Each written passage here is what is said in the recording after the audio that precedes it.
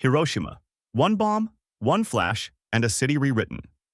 On August 6, 1945, a single United States aircraft reached Hiroshima after the morning air raid warning had already faded into routine. Many residents had learned a grim rhythm by then: alarms, short disruptions, then work continuing. That day, the weapon was different: a uranium bomb nicknamed Little Boy, designed to produce destruction through one instant of heat, pressure, and fire. A little after 8 o'clock in the morning, the city was hit by a blinding flash and a shockwave that smashed buildings, shredded windows, and collapsed wooden structures across a wide area. Within minutes, fires multiplied into a firestorm in parts of the city, and the normal landmarks people used to orient themselves were gone. Bridges, street signs, tram routes, offices, schools, and clinics disappeared or became ruins that looked like a different landscape. The most difficult part to describe is not only the immediate destruction, but the way the consequences continued after the blast. People with burns and injuries flooded the remaining aid stations. Hospitals were damaged or destroyed. Medical supplies were scarce, and many who initially seemed to survive deteriorated in the following days and weeks. The city's administration struggled to count the dead because records were disrupted and entire neighborhoods had vanished. Estimates vary, but a commonly cited figure is that the total deaths in Hiroshima by the end of 1945 reached roughly 140,000. The bombing also became a turning point in how the world understood warfare, because it showed what a single weapon could do to a city in seconds, and what its after effects could do for months. Halifax explosion. The 17 minutes nobody understood. On December 6, 1917, the harbor of Halifax was packed with wartime traffic, strict routing rules, and the kind of impatience that builds when convoys are waiting. That morning, the French cargo ship Mont Blanc was entering the Narrows, and the Norwegian ship Imo was trying to leave. They misjudged each other's line, metal scraped, and the collision tore open cargo and fuel containers. Within moments, Mont Blanc was burning. From shore, it looked like a standard harbor fire, dramatic but familiar, and that is what pulled people closer. The crucial detail was invisible from the waterline. Mont Blanc was loaded with high explosives and fuel. While the crew abandoned ship, the burning vessel drifted toward the Halifax side, and onlookers gathered in streets and windows. About 17 minutes after the collision, just after 9 o'clock in the morning, the ship detonated. The pressure wave flattened the Richmond district. The blast sent debris across the harbor, and a surge of water followed. Fires broke out across damaged neighborhoods, and emergency response was immediately overwhelmed because the event had destroyed the very infrastructure needed to manage it.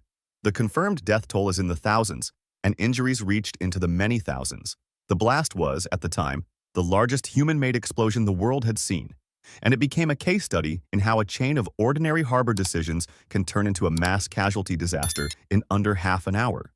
USS Forrestal, a routine launch that turned into a chain reaction. On July 29, 1967, the aircraft carrier USS Forrestal was operating in the Gulf of Tonkin during the war in Vietnam, running a familiar rhythm of launches, recoveries, refueling, and rearming. On a flight deck like that, everything is compressed. Armed aircraft sit close together, fuel lines and ordnance are everywhere, and a small mistake has no room to stay small.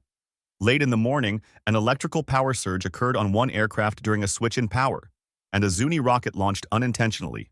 The rocket crossed the deck and struck a nearby aircraft, rupturing an external fuel tank. Jet fuel poured out, ignited, and the fire spread fast across a surface that was already crowded with loaded weapons. Fire crews attacked with foam and hoses, but the heat built toward older bombs that were especially vulnerable to cook-off, which is the moment a weapon detonates because the casing can no longer contain the heat. When the first bomb exploded, it tore through the deck and triggered further explosions, fires, and secondary detonations. The result was a brutal loop. Explosions created more fire, and more fire created more explosions. By the time the situation was under control, 134 sailors and aviators were dead, and 161 were injured. The carrier survived and eventually returned to service, but the incident became one of the defining examples of how modern naval warfare can be undone by a single mechanical or procedural failure, especially when fuel and ordnance are packed together on a moving steel platform. Serpukhov, 15, the night a computer said launch. On September 26, 1983, in the middle of the Cold War, Soviet early warning satellites reported something that could have pushed the world into catastrophe. The system, known as OKO, was designed to detect a missile launch from the United States and give Soviet leadership a few minutes to decide how to respond. Those minutes were the entire point, and also the danger. Shortly after midnight, the screens at the Serpukhov 15 Command Center showed a launch, then more launches. The alert level escalated as if a nuclear attack was inbound. In that doctrine, the pressure is not subtle. If you believe the warning, you report it immediately, because waiting could mean losing the ability to respond at all. The officer on duty, Stanislav Petrov, judged that the pattern did not make sense. A real first strike would likely involve far more missiles, not a small handful. He also knew the system was new and had produced questionable signals before.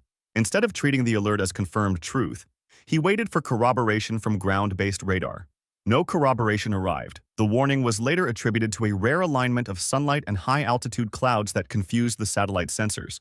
Petrov's decision did not come with a dramatic public ceremony, but the logic behind it is what makes the incident so unsettling. Even with hardened bunkers and sophisticated machines, the final safety barrier was still a human being deciding whether a flashing screen represented reality. HMS Sheffield. One missile, smoke, and the loss of control. On May 4, 1982, the destroyer HMS Sheffield was operating in the South Atlantic during the Falklands War, part of a task force built around air defense and early warning. Modern warships are designed with layers of protection, radar, countermeasures, firefighting systems, compartmentalization, and trained damage control teams. The problem is that a single hit can knock out multiple layers at once. That afternoon, an Argentine aircraft launched an Exocet anti-ship missile. It flew low over the sea, reducing the time defenders had to see it clearly and react. When it struck Sheffield, the ship was suddenly dealing with impact damage, fire, and heavy smoke spreading through passageways and compartments. Even without a massive explosive detonation, the real threat became heat, toxic smoke, and the failure of electrical systems and communications that crews rely on to coordinate a response. Damage control teams fought the fire, but smoke and structural damage made movement difficult and the situation hard to map in real time. The ship eventually had to be abandoned, and while most of the crew survived, 20 sailors died. Sheffield later sank while under tow. The reason this story stays haunting is that it shows how quickly a well-ordered platform can become a maze. In naval disasters, the enemy is not only the initial weapon, it is the fire that follows, the loss of power, the loss of visibility, and the moment the crew realizes that control is slipping away faster than they can restore it. Belgrade, when an embassy became a target by mistake. On May 7, 1999, during NATO's air campaign against Yugoslavia, a United States B-2 bomber released 5 guided bombs that struck the embassy of China, Belgrade. The impact was immediate and shocking because embassies are supposed to be among the clearest do-not-hit locations in a conflict, both for diplomacy and for escalation control. The strike happened late at night, just before midnight local time. Parts of the building collapsed, fires broke out, and survivors were pulled from damaged areas in the dark. 3 Chinese nationals were killed and 27 others were injured, and the event instantly expanded from a tragedy on the ground into an international crisis. The United States apologized and said the bombing was unintentional, describing it as a targeting error linked to incorrect coordinates and a failure to identify the building properly. China rejected parts of that explanation, and the incident triggered protests and a long tail of political mistrust. The reason the story belongs in a list like this is not only the loss of life, but the mechanism of failure. It is the idea that precision weapons still depend on correct maps, correct databases, correct assumptions, and a chain of human verification that can break under operational tempo. In other words, the technology can be accurate and the target can still be wrong. Kuwait, the Patriot battery that saw a friendly aircraft as a threat. On March 22, 2003, a Royal Air Force Tornado GR-4A was returning to Ali al-Salem Air Base after a mission during the invasion of Iraq. The aircraft began its descent toward the base, and in that moment, it should have been one of the safest phases of the flight. Instead, it became a textbook example of friendly fire, driven by identification failure and split-second decision-making.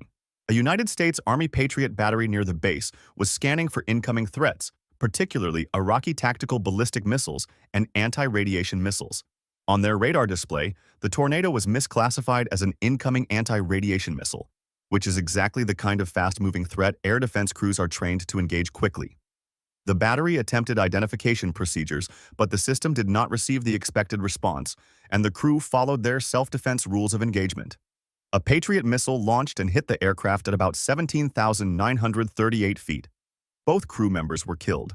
Later investigation discussed a chain of contributing factors, including how symbols were classified on the system, how engagement authority worked under pressure, and problems around identification friend or foe, including switches and signals that did not resolve the ambiguity in time. The hard truth is that in modern warfare, speed is a weapon for both sides. Air defense systems are built to act fast, and when fast meets uncertain, tragedy can happen in seconds, even with trained crews on both ends doing what they believe is correct.